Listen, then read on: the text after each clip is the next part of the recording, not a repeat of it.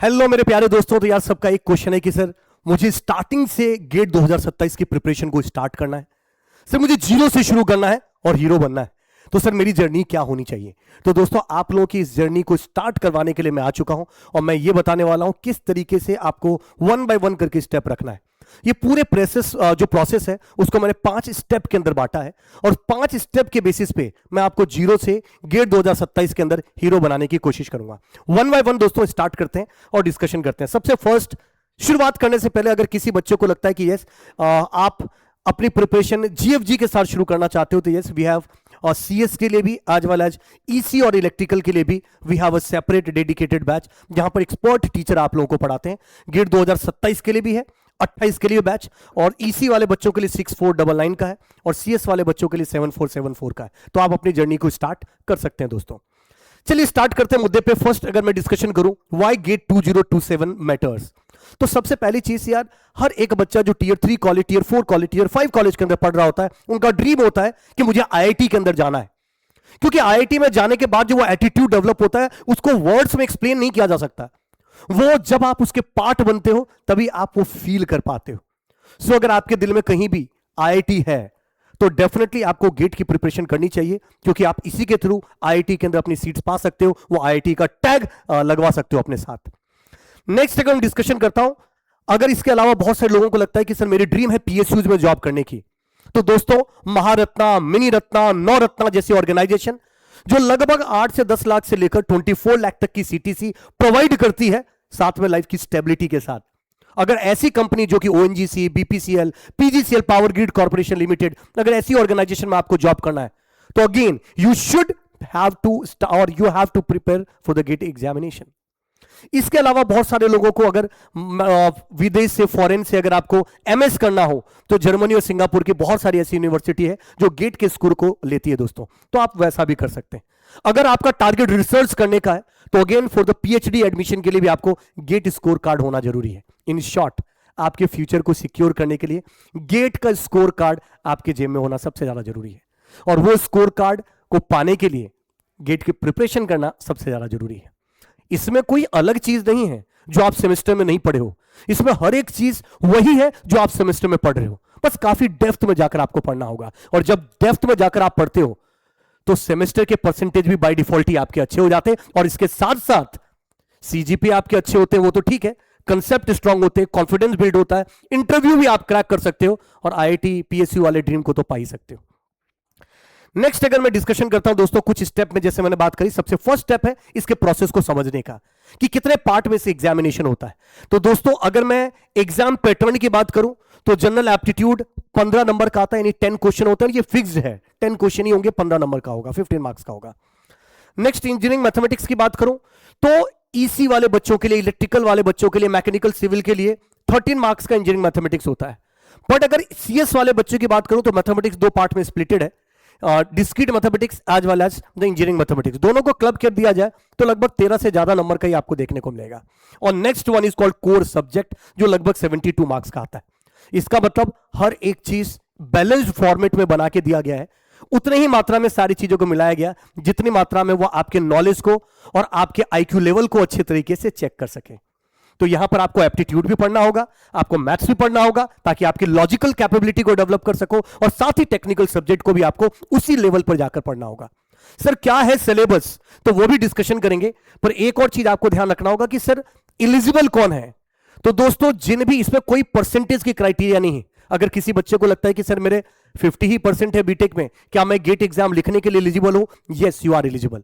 Sir मेरे n number of back से क्या मैं गेट एग्जाम को लिखने के लिए एलिजिबल हूं? Yes you are eligible. अगर बहुत सारे बच्चों को लगता है कि सर मेरे एजुकेशन के बीच में काफी गैप हो गया, क्या मैं इस एग्जाम को लिखने के लिए एलिजिबल है? Yes you are eligible. तो सर हम लिख कर सकते हैं 3rd ईयर ऑनवर्ड्स, आप बीटेक के 3rd ईयर से लेकर बाकी के कोई भी ईयर में हो, कितने भी साल हो गए हो, आप लिख सकते हो। First attempt should be into the 3rd year. Sir मैं बीएससी कर रहा हूं, क्या 3rd ईयर में क्या एग्जाम लिख सकते हो? बिल्कुल आप लिख सकते हो। सर मैं बीएससी 4 ईयर का हूं, स्टूडेंट हूं, और अभी मैं 3rd ईयर में हूं, क्या मैं एलिजिबल हूं? Yes you are eligible. तो यहां पर आप एलिजिबल हैं दोस्तों। सर कौन से पेपर में मुझे गेट का एग्जाम लिखना चाहिए? तो दोस्तों आईआईटी ने टोटल 30 पेपर्स को सेलेक्ट किया या 30 ब्रांच को सेलेक्ट किया, उन कोई भी ब्रांच को आप चूज करके आप लिख सकते हो, और फर्स्ट ब्रांच के पेपर के बेसिस पे सेकंड ब्रांच आप ऑप्ट कर सकते हो, यानी कि 2 ब्रांच में आप गेट का पेपर लिख सकते हो। अगर आप सीएस से हैं तो CS as a primary branch choose कर लीजिए और DA as a secondary branch choose कर लीजिए, क्योंकि काफी सब्जेक्ट ओवरलैप्ड है। अगर आप ईसी इलेक्ट्रिकल से हैं तो EC as a primary branch choose कर लीजिए, DA as a secondary branch choose कर लीजिए, कोई दिक्कत वाली बात नहीं।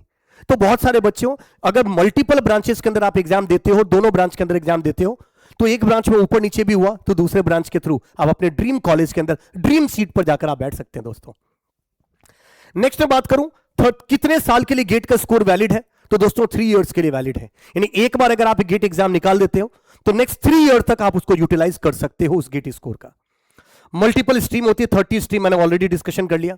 सर किस तरीके के क्वेश्चंस यहां पे देखने को मिलते हैं, तो दोस्तों 3 टाइप के ही क्वेश्चन देखने को मिलते हैं, एमसीक्यू, एमएसक्यू और एनएटी। एमसीक्यू का मतलब 4 में से एक ऑप्शन सही होगा, एमएसक्यू का मतलब 4 में से एक भी सही हो सकता है, 2 भी सही हो सकते, 3 भी सही हो सकते, चारों सही हो सकते।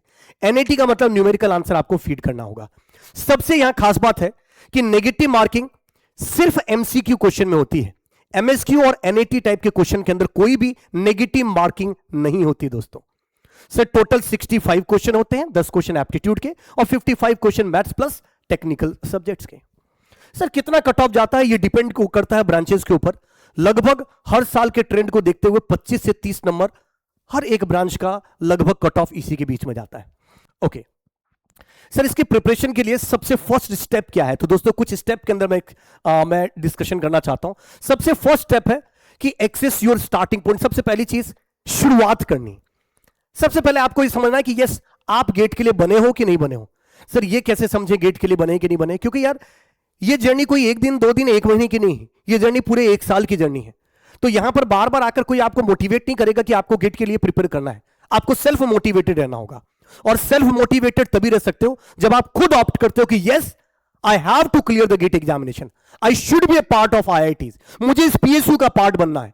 और जब ये कॉन्फिडेंस ये अंदर आ जाता है तो चाहे आप टियर 3 कॉलेज में हो, टियर 4 कॉलेज में हो, टियर 5 कॉलेज में हो, डेफिनेटली आप गेट को सिंगल डिजिट के साथ आप फोड़ सकते हो। और ऐसे खाली आप नहीं, n number of student tier 3 college के जिन्होंने इस ड्रीम मोटिवेशन के साथ प्रिपरेशन स्टार्ट करी और एग्जाम को फोड़ा है with the single digit rank, with the double digit rank.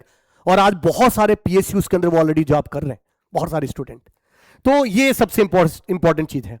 तो baseline test, take a previous year questions paper, comprehensive mock test, right, और गेज योर करंट नॉलेज। आपने थोड़ा भी पढ़ रखा है तो गेट के पीवाईक्यू को देखिए, कोई भी उठा लीजिए, 2010 का, 15 का, 16 का, जो भी आपका मन करे, उसके क्वेश्चन को एनालाइज करिए और समझने की कोशिश करिए क्या आप उससे अलाइन करते हैं।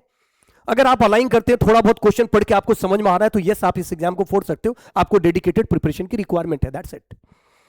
Next topic analysis, identify the strong and weak topic. आप जब पढ़ रहे हो तो आपको पहले पता होना चाहिए आपका वीकनेस क्या और आपकी स्ट्रेंथ क्या है, तभी आप वीकनेस पे ज्यादा एफर्ट लगा पाओगे और स्ट्रेंथ को और ज्यादा निखार पाओगे। तो उसके लिए जरूरी है सबसे पहले अपने वीकनेस और स्ट्रेंथ, मतलब टेक्निकल सब्जेक्ट के हिसाब से आपको समझना जरूरी है कि कौन सा सब्जेक्ट आपके लिए इंटरेस्टिंग है, कौन सा सब्जेक्ट आपके लिए स्कोरिंग है, कौन सा सब्जेक्ट आपके लिए स्कोरिंग नहीं। अच्छा, ये कोई और नहीं बता सकता, आपका इंटरेस्ट एरिया सिर्फ आपको पता होगा। तो ये चीज भी आपको ध्यान रखना है। ऑफिशियल सिलेबस के हिसाब से प्रिपरेशन करिए। हालांकि जो बच्चे 2027 के लिए कर रहे हैं, ऑफिशियल सिलेबस लगभग अगस्त सितंबर के आसपास में आएगा। तो हम ये मान सकते हैं कि ड्रास्टिकली 100% सिलेबस चेंज नहीं होता है, अगर कभी होता भी है तो कुछ ही चेंज होते हैं। तो आप अभी जो पैटर्न चल रहा है उस पैटर्न के हिसाब से अपनी प्रिपरेशन को शुरू कर सकते हैं दोस्तों। और एक टारगेट आपको बनाना होगा कि यस, अभी तो फरवरी चल रहा है, कि अक्टूबर तक मुझे पूरे सारे सिलेबस को कंप्लीट करना है with the PYQ, so that नवंबर दिसंबर जनवरी के अंदर मैं अच्छे से रिवीजन कर सकूं, मैं पीवाईक्यू और लगा सकूं, 2-3 बार और लगा सकूं, और साथ ही मैं रिवाइज कर सकूं, फुल लेंथ टेस्ट मॉक लगा सकूं, सो दैट मैं अपनी जो वीक एरिया है उसको और ज्यादा काम कर सकूं, मैं ये समझ सकूं कि कहां मेरी वीकनेस है, कहां मेरी स्ट्रेंथ है, कहां मुझे और ज्यादा डिटेल में जाकर पढ़ने की जरूरत है। नेक्स्ट अगर मैं स्टेप 2 की बात करूं दोस्तों, तो build a smart study plan. ये सबसे ज्यादा जरूरी है। कोई बच्चा अगर कोचिंग ज्वाइन करता है तो उसको स्टडी प्लान हम लोग खुद ही दे देते हैं, पर अगर आप लोग खुद सीरियस होकर अगर प्रिपरेशन करना चाहते हो तब भी आप फोड़ सकते हो। आपको बस खुद का अपना एक स्मार्ट स्टडी प्लान बनाना होगा कि फाउंडेशन फेस, कुछ सब्जेक्ट आपको फाउंडेशन फेस में रखने होंगे। जैसे सीएस के बच्चे हैं तो उसको C programming, data structure, algorithm, digital logic, DBMS या फाउंडेशन वाले सब्जेक्ट में रख सकते हो। सेकंड, आपको प्रैक्टिस फेस, जब थ्योरी कंप्लीट हो जाए, कंसेप्चुअल चीजें स्ट्रांग हो जाए, तो उसके बाद आपको प्रैक्टिस करनी है क्वेश्चंस के लिए, पीवाईक्यू की भी प्रैक्टिस करनी है और नए तरीके के क्वेश्चन की भी प्रैक्टिस करनी है, सो दैट जो भी आपने थ्योरेटिकल चीजें सीखी है उसको आप अप्लाई कर सके उस क्वेश्चन के ऊपर। नेक्स्ट, उसके बाद थर्ड वन, रिवीजन प्लान। यार जितना ज्यादा आप पढ़ोगे ना उतना ही ज्यादा आप भूलोगे भी, तो आपकी रिवीजन प्लान भी जबरदस्त होना चाहिए। तो आपके पास अपना खुद का एक रिवीजन प्लान भी होना चाहिए, और किस तरीके से रिवाइज करना है। जैसे एक सब्जेक्ट पढ़ लिया तो दूसरे सब्जेक्ट में पहुंचने से पहले पहले सब्जेक्ट को कंप्लीट रिवाइज कर लीजिए। फिर जब आप तीसरे सब्जेक्ट में जाते हो तो पहले और दूसरे सब्जेक्ट को भी रिवाइज करिए, सबसे ज्यादा जरूरी है, राइट। तो ये आपको कुछ स्टडी प्लान आपको करना है, ये सबसे ज्यादा जरूरी होती है दोस्तों। फिर बात करते हैं स्टेप 3 के अंदर। आपने ये स्ट्रक्चर प्लान बना दिया कि ऐसे सब्जेक्ट की ऑर्डर होगी, इस ऑर्डर में मुझे पढ़ाई करना है, ये यहां से मुझे कंटेंट मिलेगा, यहां से मुझे ये सारी रिसोर्सेज मिलेगी। अगर पेड कोर्स में आप एनरोल होगे तब तो सब कुछ आपको वैसे ही मिल जाएगा, आपको बस उसके फ्लो में चलना है। बट अगर सेल्फ प्रिपरेशन कर रहे हो तो आपको खुद का एक प्लान बना के चलना होगा। फिर step 3, master the core subject strategically. देखो यार, जब भी कभी आप सिलेबस को देखोगे ना, कुछ सब्जेक्ट ऐसे होते हैं जो बहुत ज्यादा स्कोरिंग होते हैं और इजी भी होते हैं, वो आपके डिसाइडिंग सब्जेक्ट्स होते हैं, डिसाइडिंग फैक्टर्स होते हैं आपकी रैंक को लेकर। उस सब्जेक्ट को आपको स्ट्रेटेजिकली टेकल करना आना चाहिए। High weightage topic first, focus on the topic with the maximum marks potential. देखो एक सब्जेक्ट में आप घुस जाओगे ना तो वो समुद्र है, उसमें आप खो जाओगे। आपको अपने आप को रिस्ट्रिक्ट भी करना होगा कि ओके मैक्सिमम यहां से आता है, ये चीज पढ़ना होगा। मैं बहुत सारे लोगों को देखता हूं कि 200 300 घंटे तक एक ही सब्जेक्ट को पढ़ते रहते हैं, ये गेट नहीं है। हाँ, नॉलेज के लिए बहुत अच्छी चीज है, अगर आप रिसर्च ओरिएंटेड पढ़ रहे हो, आप पीएचडी के लिए पढ़ रहे हो, पढ़िए। पर गेट चूंकि आपको लिमिटेड टाइम फ्रेम में आपको निकालना है, तो आपको समझना होगा कि कितनी चीज आपके एग्जाम के लिए जरूरी है और कौन सी चीज जरूरी नहीं है। इसलिए मैं हमेशा बोलता हूं कि किसी भी सब्जेक्ट को स्टार्ट करने से पहले यह जानना जरूरी है कि क्या पढ़ना है, पर उससे कहीं ज्यादा इंपॉर्टेंट है यह जानना कि क्या नहीं पढ़ना है। ये अगर आप समझ गए तो छोटा सा सिलेबस आपके हाथ में होगा जिसको आप अपने टाइम फ्रेम के साथ कवर कर सकते हो। नहीं तो सिलेबस के लिए लगभग पंचवर्षीय योजना लगेंगे आपको कवर करने में। Next, solve the past decade. लगभग बहुत से लोगों को अगर कम टाइम मिलता है तो लास्ट 10 ईयर के क्वेश्चन को तो सॉल्व करना ही चाहिए। हालांकि मैं सजेस्ट करता हूं 21 ईयर के क्वेश्चन एटलीस्ट सॉल्व करने चाहिए। टेस्ट सीरीज आपके पास होना चाहिए एक अच्छी ऑर्गेनाइजेशन का। रेगुलर रिवीजन के आपके पास प्लान होने चाहिए, सो दैट आप स्ट्रेटेजिकली उन सब चीजों को कर सको दोस्तों। नेक्स्ट, फोर्थ स्टेप है जो थोड़ा सा इंपॉर्टेंट स्टेप है, और वो ये है कि देखो, practice and analyse the regularly, monthly then weekly mock. आपको हर एक मंथ में आपने जितना पढ़ा है उसके बेसिस पे आपको मंथली टेस्ट देना, मॉक देना जरूरी है।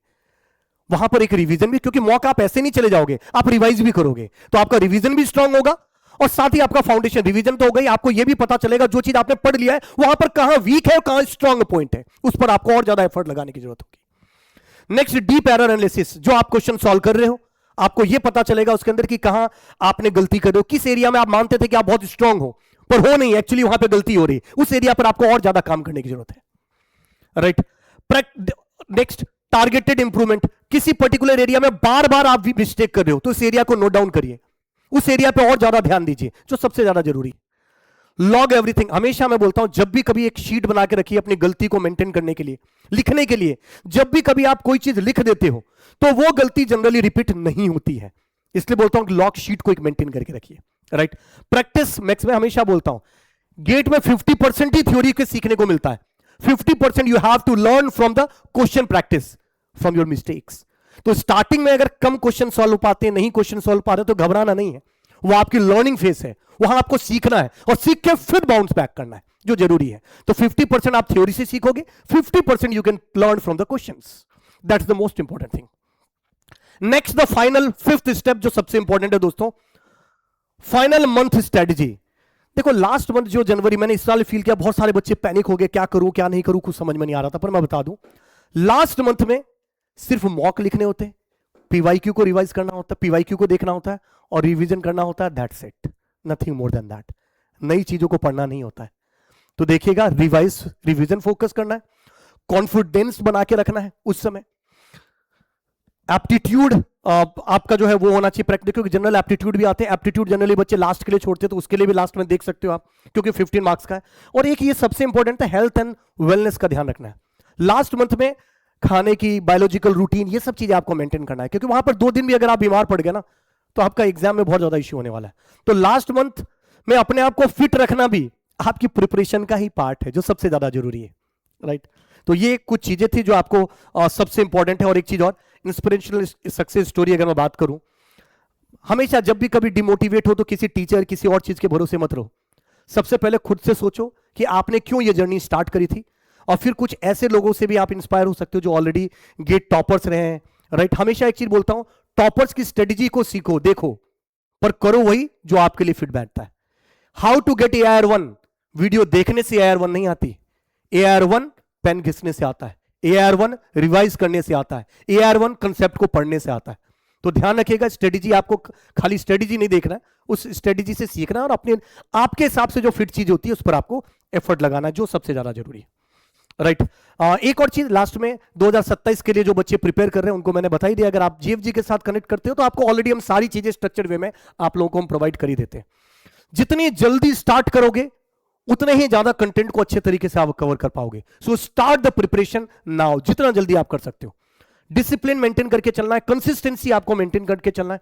Begin, right, begin today and dream big, that's the most important thing. एक और चीज जो मैं लास्ट में बाइंड अप करते हुए चीजों को लेके बोलता हूं कि यार एक छोटी सी प्रिपरेशन आपकी लाइफ चेंज कर सकती है, पर उस प्रिपरेशन के लिए जरूरी है फर्स्ट स्टेप को उठाना।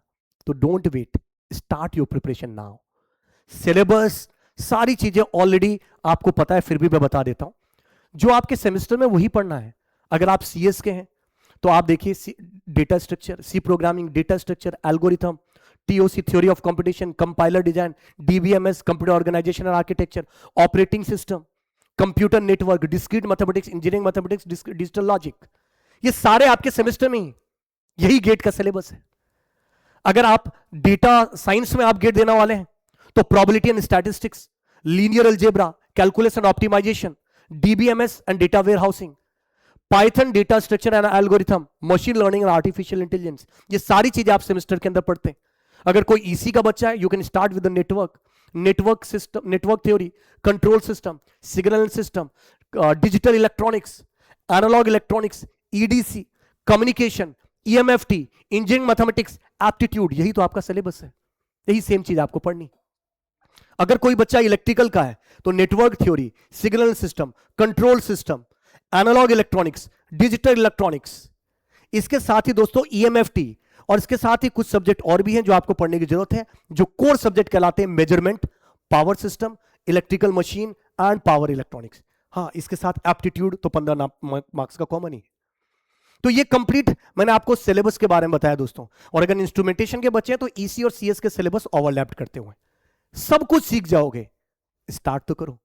और भी अगर आपकी कोई क्वेरीज हो गेट से रिलेटेड दोस्तों तो इस वीडियो के कमेंट में जरूर लिखिएगा। Till that, thank you very much, all the very best, जय हिंद दोस्तों।